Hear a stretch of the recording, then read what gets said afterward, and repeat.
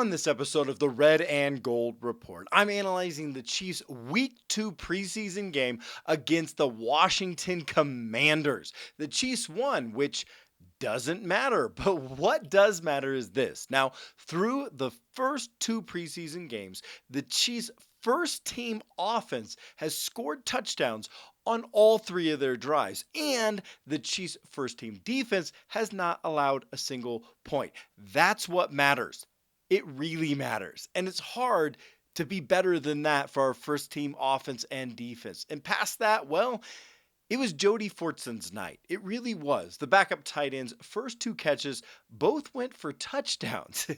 If you don't remember Fortson's story, it's a great one. He was a wide receiver at Division II powerhouse Valdosta State before signing as an undrafted free agent with the Chiefs in 2019. He spent time on the practice squad transitioning to tight end before looking great in the preseason early last year, but sadly, he went down with a season ending injury last year early in the season, and as he worked back into health this offseason, he was struck with a quad injury and missed week 1 of the preseason last week. And then, well, this was his game. It really was. His first touchdown was wonderful. He used a veteran like move to push the defender off of him. He turned towards the sideline to haul in a perfectly thrown pass from the Patrick Mahomes. On his second drive,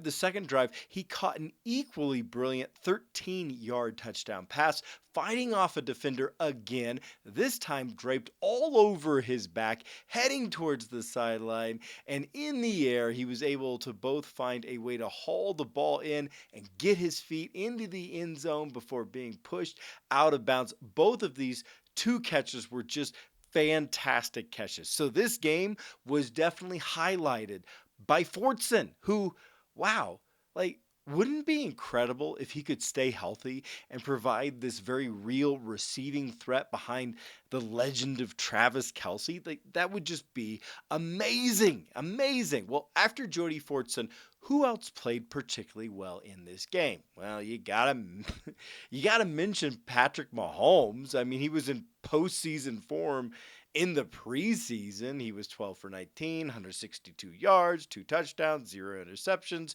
But more than stats, what I loved was that he was back to his old self. I mean, he was throwing creatively. He was off platform. He was throwing sidearm. I mean, it was the Patrick Mahomes, right? Backup quarterback Shane Buechele was pretty good. However, I will say that if I was a coach, this is exactly how I'd be using Buechele, right? This is how I'd be using him if I was grooming him to become a low-cost backup 1 or 2 years down the line. The best attribute he showed in this game was his ability to move within the pocket, and somehow he ended up leading the Chiefs in rushing yards for the day, which that didn't even really include that nice first down run that was called back thanks to a holding penalty in the third quarter. So he looked better with his feet than his arm, but he had an okay-ish game. Also playing well was wide receiver Justin Watson. Watson led the Chiefs in receiving yards for the second week in a row in the preseason and had the most wide receiver snaps in the first half. He even received some snaps with the first team offense, which he's got to be really encouraged by. Dries Fountain also played well, so it seems to me that clearly Watson and Fountain are going to make the roster with Josh Gordon and Corey Coleman and Cornell Powell all eventually on the chopping block. That seems inevitable to me at this point. Moving over to defense, I really liked what Nick Bolton did in limited time in the first quarter. You can see how he's taking over that leadership role on the defense. He has such phenomenal awareness, and I'm excited to see him take over during this regular season. On defensive line, I really like Kalen Saunders. He had a very nice day. He had a nice sack up the middle. He threw this offensive lineman right out of his way on the snap. He anchored better than he has in the past, and he just looked a lot lighter, a lot quicker, a lot more motivated than we have seen him in past years. He got a roughing the passer call in the second quarter, but it was total garbage. It wasn't a real call because apparently the referees are in preseason form too right now, but he showed more than enough, I think, to make the final roster this year.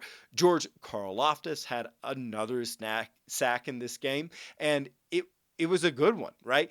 This time he was being double teamed on the play. He was also, by my count, but not the referees, being held, right? So double team and being held, and he still somehow found a way to get to the quarterback.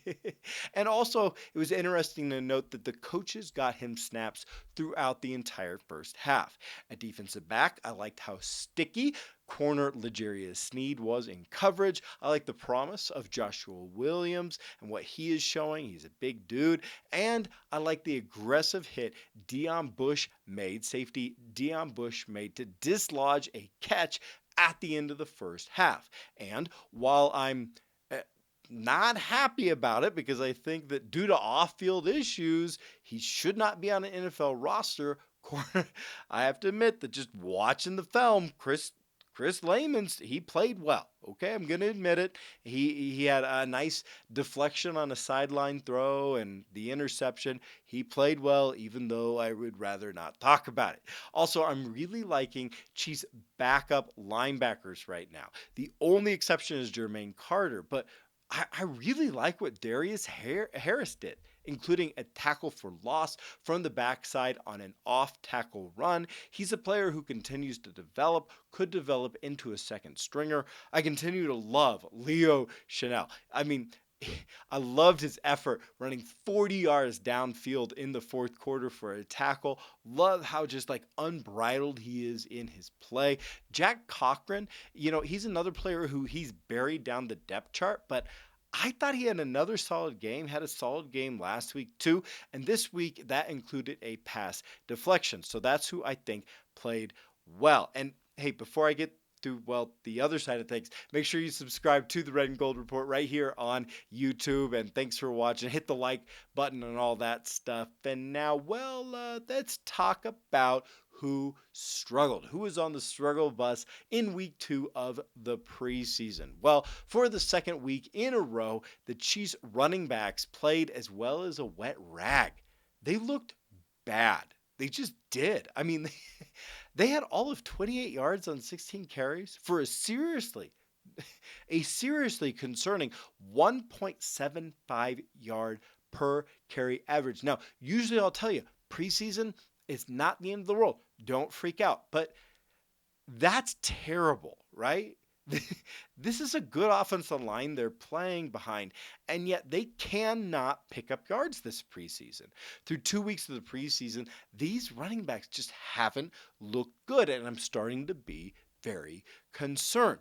Also not great was wide receiver Valdez Scantling. Now, Mahomes was only able to connect with him on 2 of his 5 targets towards Scantling. Though I suspect this is going to improve as the regular season nears, it wasn't a phenomenal game in that connection. And the second and third string offensive lines were just okay-ish, which is why Buechele was basically on the run a lot. However, I will say Allegretti is proving himself a capable interior offensive line backup. So that about wraps up who had good and bad games in week 2 of the preseason. As far as injuries go, corner Rashad Fitton left with a groin injury. We're still waiting to hear more back on that. That's going to be an important one to watch. I hope he's okay. Moving on from the game, in other Chiefs news, wide receiver Mecole Hardman was injured last week, actually in a practice after landing real awkwardly during a contested pass. It looks also like a growing injury that's going to take some days to get past, so we're hoping that he is good by week 1. Also, the Chiefs made a few cuts last week, and really the only one worth mentioning was corner Lonnie Johnson, who the Chiefs had traded with the Texans to acquire earlier this offseason. Johnson was talented, but was a bust in Houston, and is now looking for his third team. But what do you think? Who played well in this preseason game? Who struggled? What are you looking forward to in this final week 3 of the preseason? Leave me your thoughts in the comments below. Make sure to like and subscribe. Thanks for watching, and go Chiefs!